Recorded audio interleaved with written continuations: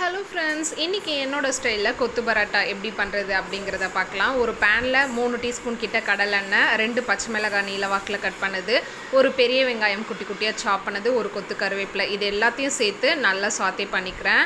வெங்காயம் பார்த்திங்கன்னா நல்லா சாத்தே ஆயிடுச்சு. கட் பண்ணி வச்சுருந்த 2 தக்காளியை சேர்த்து 1/4 டீஸ்பூனுக்கும் கம்மியாக மஞ்சள் தூள், தேவையான அளவு உப்பு சேர்த்து தக்காளி நல்லா குழஞ்சி வதங்கி வர வரையும் நல்லா சாத்தே பண்ணியாச்சு.